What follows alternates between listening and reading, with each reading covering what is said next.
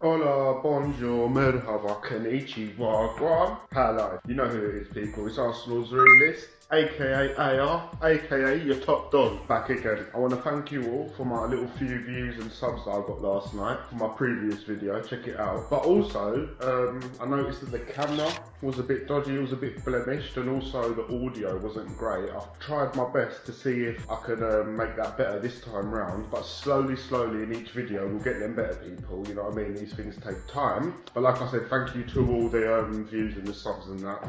We'll get there eventually. But yeah, I've just done a little summary on the last video. I'm going to get comfortable in a minute and talk properly to you. But today we're just going to have a look at our next few fixtures up until the World Cup. We're going to have a look at, obviously, the Arsenal and the City game was postponed, and I'm kind of confused as to why. Obviously, we know the passing of the Queen and everything, but it's so far on now. You thought maybe that would have been sorted, but yeah, that game's postponed. We can talk about whether that's a good thing or a bad thing. Everybody seems to have slightly different thoughts and opinions on whether. Some people say we should have played City, we're in great form, let's play them now. Some people on the other hand said, you know what, Tottenham, Liverpool, City, it's all a bit too much. Maybe that postponing the game worked well for us. So we'll have a little chat about that, but more importantly, we'll look at our fixtures up until the World Cup when we leave to go to Qatar, and we'll look at Man City's fixtures, and of course we've got other problems and other fixtures to worry about, so we'll have a little look at that. And yeah, let me get comfortable, people, take a seat, and yeah, let's go into it. Alright, let's get into it then, guys. Got a little bit comfortable. First thing I want to say, like I said, for the camera quality or the sound quality, we're getting there slowly but surely, so give us some time, give us a chance to listen. Each video will slowly get better, we're getting there slowly. But do you know what, like I said just a minute ago about the Arsenal and the City game being postponed and whether it's a good thing or a bad thing, I'm going to leave that one into the comments. You lot let me know how you feel, whether it's a positive or a negative, if we can benefit from that. But we'll look at both teams' fixtures, and also we've got not bigger fish to fry, but we've definitely got different obstacles and different hurdles to overcome way before we play City, and one of them being Chelsea before we go to the World Cup. We've got a few games before that. I'll run through the fixtures now quickly. First match is obviously the Europa League match, and will be at home against PSV. So I want to stick to the Premier League games, but I've got to mention all fixtures just to get it in sequence and in order. So yeah, like I said, we're at home, PSV, first game, Europa League. Second game, which is the Premier League game, which is the big game on the 23rd, is Southampton, and Arsenal will be away. We'll be going to Southampton. Again, the third game is PSV. This time we'll be going away. So that's on the 27th, I think. And then back on the 30th, we're playing Nottingham Forest, and we'll be at the Emirates for that game. That's a Premier League game. And then into November, on the 3rd, the first game, again, Arsenal will be at home, but it will be a Europa League match, will be against Zurich. 3 days after that, we go to Stamford Bridge. That's Chelsea. That's a Premier League game, and that's a big one. That is a very big one. That there is, whether they're good or not, or in form or not in form, or slowly getting better, they're a top 6 club, or whatever you want to call it, a top 4 club even, and yeah, that's a 6-pointer, and we've got to win that game to stay on track. So like I was saying before, there's bigger tests or there's other tests way before City. We don't want to get to that City game and already have lost 2-3 games. Do you know what I mean? So there's big things we've got to concentrate on before then, but that's our next Premier League game. Then on the 9th, we've got an EFL Cup match, and that will be again at the Emirates, and we'll be playing Brighton Hove Albion. And then on the 12th, which will be our last game, which is a Premier League match, it's Wolves versus Arsenal, and obviously we'll be away, we'll be at Wolves' ground for that game. So that's the Arsenal fixtures, and like I said, we'll look into City's fixtures literally in a second, but there's possible slip-ups there for Arsenal, obviously Chelsea being the main one. So if I'm just going to run through our Premier League games quickly: Southampton, Nottingham Forest, Chelsea, Wolves. They're our 4 matches. The biggest potential banana skin there is Chelsea. It's at Stamford Bridge as well, which is, it's not ideal, but honestly, if you want to win a league or compete for a league or even just have a good or great season, it's going to happen. You're going to everybody's ground and they're coming to yours, so it's no point worrying or being scared. It's about going into this game fully prepared, which I believe that's what Arteta's doing. Even we've seen in the last 2 games, Tomiyasu at left back, back, and obviously Ben White at right back with Gabriel and Saliba. He's really tinkered around with the team and found a really robust back four. Who would have thought when we bought Zinchenko, even Tierney, looking at that position, Tierney, Zinchenko, who would have thought that Tomiyasu would have been playing at left back with Ben White playing right back at the same time? You definitely would have thought that left back position would have been shared between Zinchenko and Tierney. But I don't know, Arteta's got other ideas and other thoughts, and you know what, thank God for Arteta, because you can't just have these attacking wingers against these other teams that have such quality and not unlimited funds. But let's face it, Chelsea blatantly have had unlimited funds for such a long time. Also City, United, all these teams that can have variations in their wing backs and just go from a defensive backline to putting Reece James on or whoever it is and having a more attacking style football, where we've never really had that option. We've had what we've had, and that's it. Monreal and Bellerin, and we'll go with that for 7 years. Gibbs and Sanya, we'll go with that for 5 years. No real options to go from, say, a defensive backline to an attacking backline, which now we have. We've got artillery, we can change, and I credit that 100% down to Arteta. But let's quickly go into the City fixtures quickly, just so you can have a look and get a taste of what, if City have any. Like I said, we've got a hurdle there in Chelsea. We've definitely got a few games to think about. Wolves, Southampton. Let's see what the City games are like. So City's first game is against Brighton. City at home. What are we thinking? 10-0? 11-0? No, I'm joking. Brighton are quite good. They're holding it together well, even since Potter's gone, even since Harry Potter cast a spell on them and left. I'm not going to say that's a potential banana skin, but they'll have to be on their A game, City, because Brighton will play well, they'll play as a team, but ultimately City will probably win that one. Then City have got, in the Champions League, they've got Dortmund away, so they'll be going to Germany for a little trip. Could that tire them out a little bit for their next match? Who knows? Their next match being Leicester at home, Leicester away, so City will be going away. Ideally, you rewind a couple of years, you'd say, do you know what? Leicester's a definite banana skin, a definite potential, even a draw to take a couple points off them. But the way Leicester have been playing now, I don't know, you can look at it two ways and say, do you know what I mean? A wounded animal. You don't back a wounded animal into a corner. Leicester have everything to fight for. They need these points and they have to come out swinging. But ultimately, City are going to probably teabag them in one. Do you know what I mean? There's no confidence in Leicester City at the moment. Then again, City are back in the Champions League. They're going to Spain this time. They're playing Seville. Definitely, that will be a hard-fought game. That will definitely run their legs a bit ragged, and they'll definitely have to put a bit of work in. By that point, who knows what the qualifications and the points are? They probably could rest half their team at that point. So yeah, they got Seville in Spain. Then we come back to the Premier League and City versus Fulham. Yeah, it'll be at the Etihad.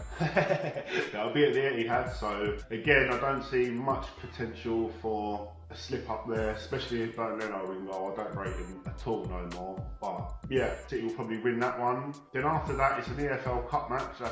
They'll be going to Stamford Bridge to play Chelsea. It's the EFL, isn't it? Pep always goes for every cup, and I rate him for putting the work in for every team and every competition. But it's a bit of a mute point at this point, talking for this video, just comparing what Arsenal and City are going to go through up until the World Cup. Hoping, obviously, that City can drop some points and Arsenal can gain some.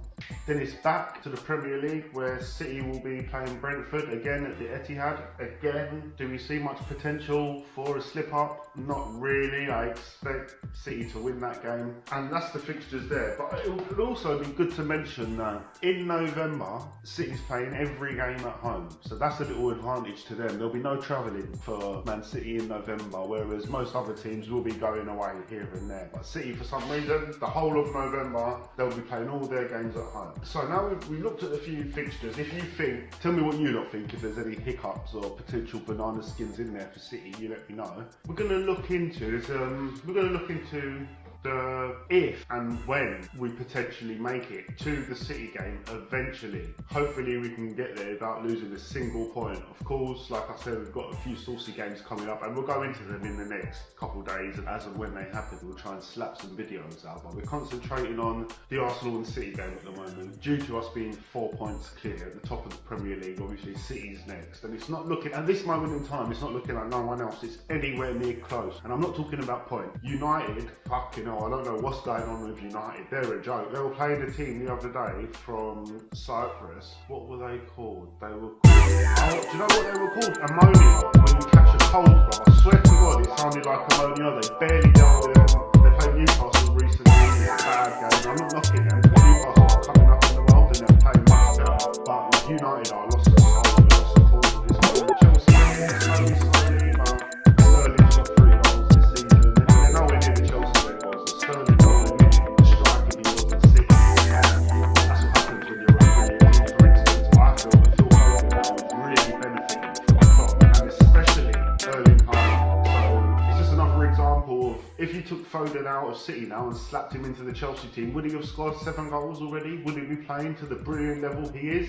I don't think so, but that's the whole point of being in a great team and learning and getting experience, and the better players that you play with, there's more space created for you, and all these little things that will go and add to a player's profile. But like I said, I don't think Chelsea's firing at all cylinders, nor are Man U. Liverpool, they scored 7 against Rangers, they've just done City. Could this be a turning point? But ultimately, they're not going to be the team they was, especially not this season. With Mane and Salah, it took a couple of years for them to get that team together, the heavy metal football. But when they did, we fucking saw what they were capable of. So they're definitely not getting back to that level, but they could easily get back up to top 4 and competing for a title. Just can it happen this season? So that's United, Chelsea, Liverpool, Tottenham playing Conte football. Like, there's all these little things to suggest that other teams could climb back into this.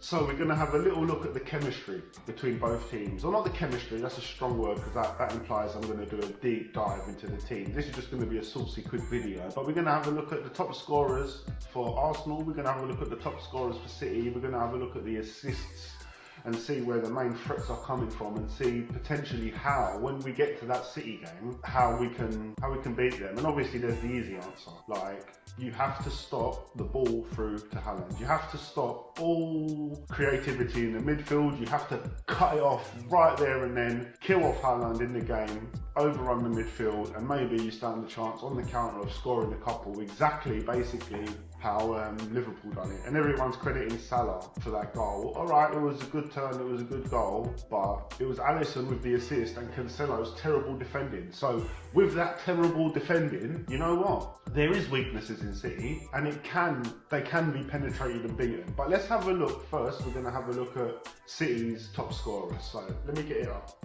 So here we are, and as you can see, some of these numbers are a little bit saucy. Alright, here we are with Manchester City's top scorers. We'll go into the assists in a sec. You can see them, but we'll have a look at that in a second. But as you can see, very, very clearly, 20 goals for Erling Haaland, 7 for Phil Foden, 4 for Alvarez, and then the numbers get a little bit lower there. 2 for Silva, 2 for Cancelo, 2 for Mahrez, 2 for Gundogan, 1 for De Bruyne, Stones, Grealish, and Ruben Diaz. So with them, when you see straight away, you go from Alvarez lower is 2 or less. So their midfield, there's not goals flying and coming in from their midfield. They're there. However, like I said, look at the accuracy.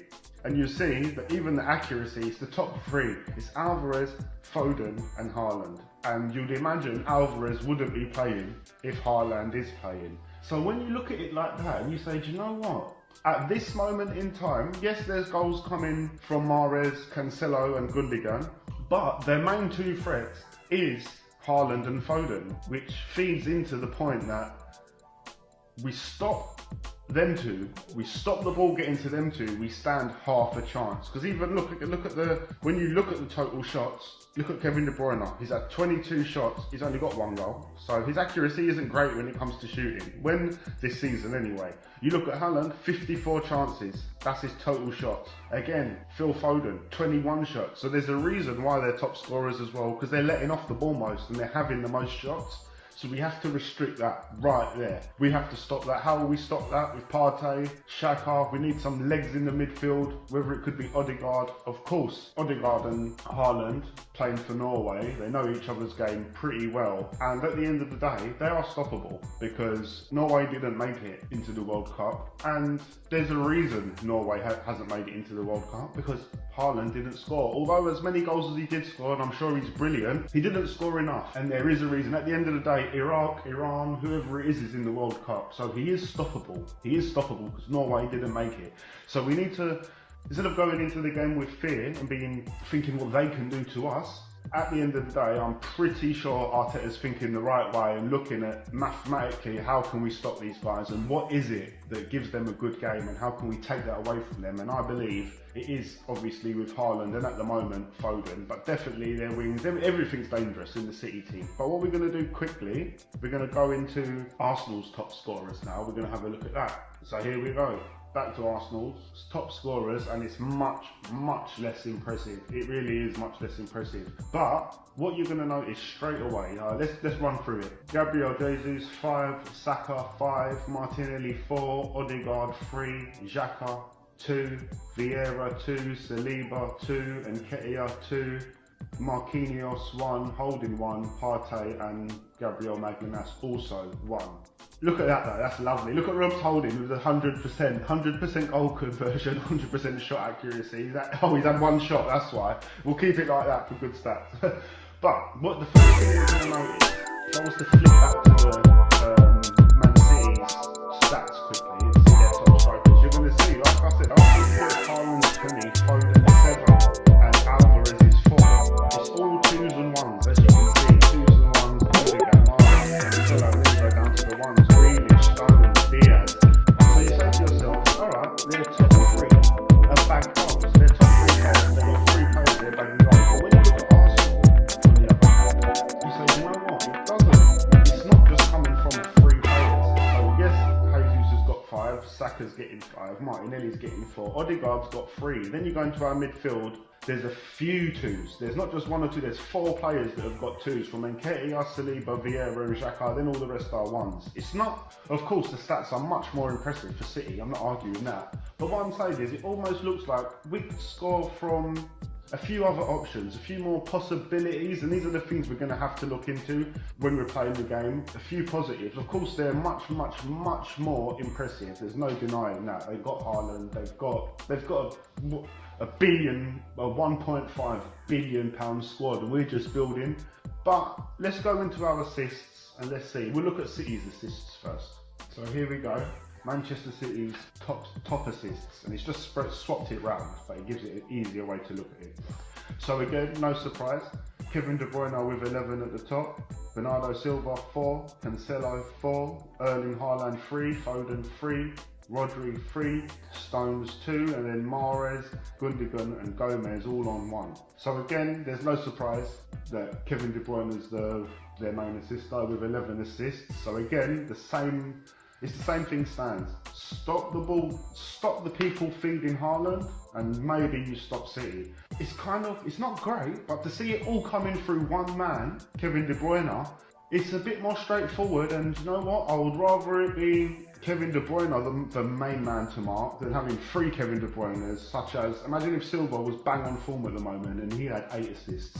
Cancelo had 9 assists. You're going to say there's 3-4 really dangerous balls coming through that we ain't going to stop, and it just narrows it a bit down. We all know Kevin De Bruyne is that main outlet, but this is me clutching at straws and basically wishing on a star, because let's face it, they are a brilliant team. But let's go and have a look at Arsenal's assists. So here we go, Arsenal's top assists, let's say.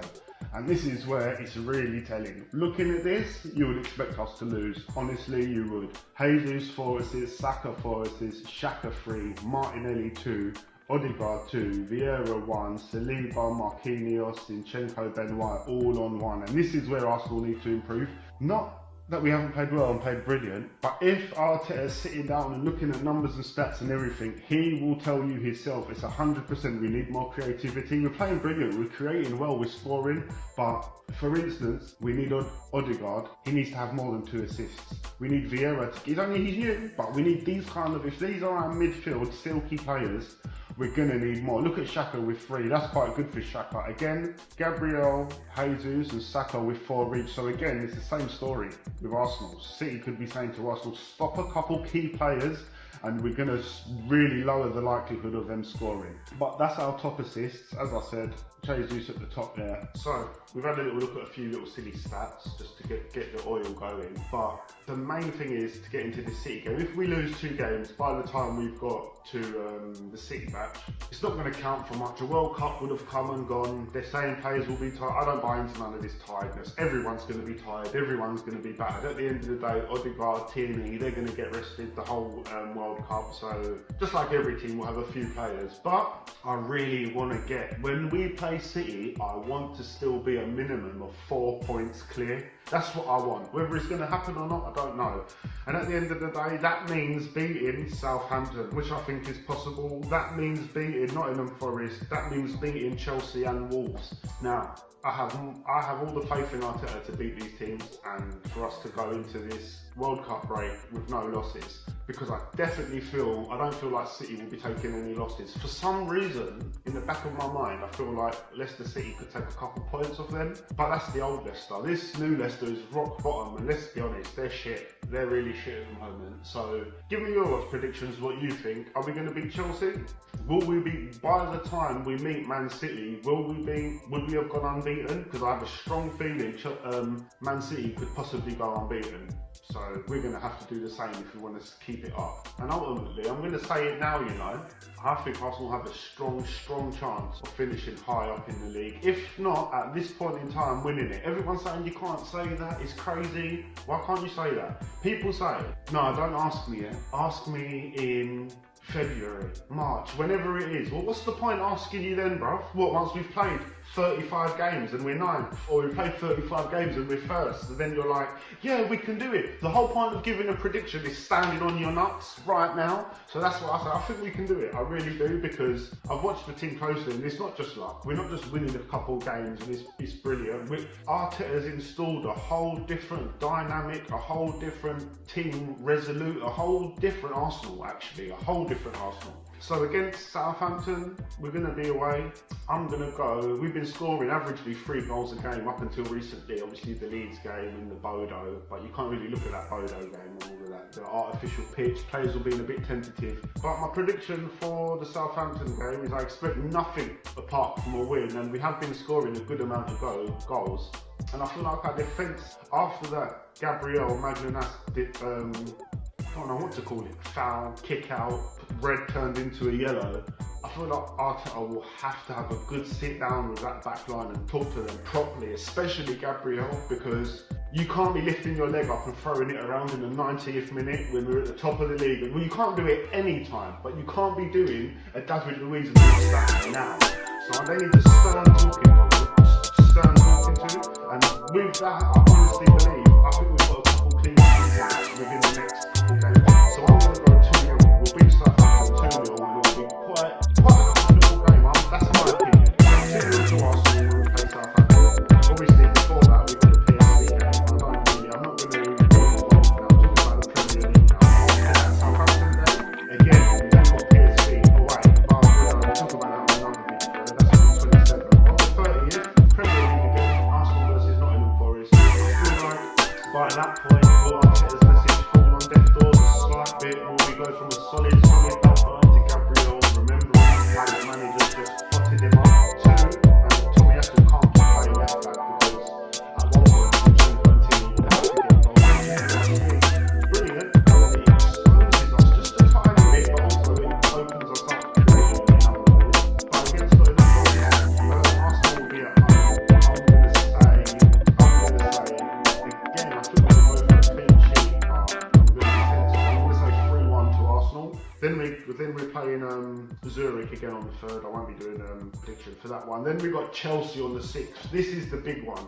At Stamford Bridge on the 6th of November, and you say to yourself, I don't want to be cocky, but I feel like most of their threats we can deal with. Like Pulisic, Sterling, whoever it is, I feel like we possibly have an answer. So do you know what? I'm actually going to go 2-0 Arsenal. As crazy as it sounds, I'm going 2-0 Arsenal. Then after that, it's the EFL Cup, and we'll be at home again. We'll be playing Brighton, so we'll do a prediction for that another time. Then it's Wolves, the last game before the World Cup. and we will be away.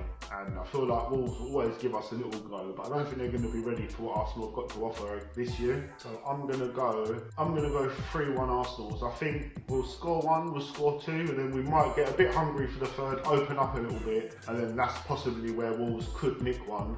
But yeah, that's my predictions. Just playing into the idea that we're going to go unbeaten right up until the City game, and then we'll see what happens, and hopefully we can beat them. And if that happens, we are definitely 100% title contenders. But also, I just wanted to end the video on this, and I'll do a longer video about this. People say, oh, we're going to win the league. Some say you can't win the league, you're deluded. Why are you saying we're going to win the league? At the end of the day, it doesn't matter what we say and what we think. The ultimate goal for this season is 4th. That is what we want. 4th. Third will be nice, second will be better, and first will be brilliant. But we need to finish in the Champions League. That is Arsenal's goal, and it has been for year upon year upon year. Why? Because when we finish in the Champions League, we get that bit of extra money, and more importantly, because our owners are multi-billionaires, so money isn't the big deal. More importantly, we can attract Champions League type players. Who knows, Gnabry, Sané, whoever they are. That's really what's needed, and right now Arsenal and Arteta are bang on track to finishing in the Champions League, and we can get rid of this European fucking Zurich, PSV, fucking whoever it is football out of our lives. We need to hear that Champions League music, and right now, don't forget that, people. That is what's going on here. Arsenal's goals hasn't changed. We need Champions League football. We're going to get Champions League football. That's what it looks like at this moment in time. So whether we take a loss, because we're going to lose matches, it's definitely going to come. Already I've seen the way we played against Leeds. People have jumped on the bandwagon already. This, that, they're doing anything to make a video. I'm not going to celebrate a win. We played really bad. Leeds are better than us. We got lucky. Blah, de, blah, de, blah. Obviously, they're content pushers. They're money makers. They've got to. This is what pays their bills. They have to do it. We need to finish 4th. Anything above is a bonus. So keep that in mind, people. This was just a quick one. Leave me in the comment section. Tell me how you feel about like, will we go unbeaten until the City game, or at least until we get back from England and from Qatar, sorry, and the World Cup. Let me know what you think. But this was just a quick one, people. Keeping the channel active, uploading a couple videos here and there. I'll be back soon, and please leave me a comment, like and subscribe. But most importantly, leave me some comments, and I'll reply to all of them. And eventually, once we get a good amount of comments and views, we'll start doing a few lives. And well, I don't know if I need 1,000 subs to go live or not, but we'll get there. And yeah, it'll be good to do a live soon. But like I said, people, thank you very much. Let me get up. So, like I said, thank you very much, people. Get in the comment section, get involved, and most importantly, never forget, make sure you love your people, make sure your people love you, yeah? It's Arsenal's Realist. Have a good day. I'm out.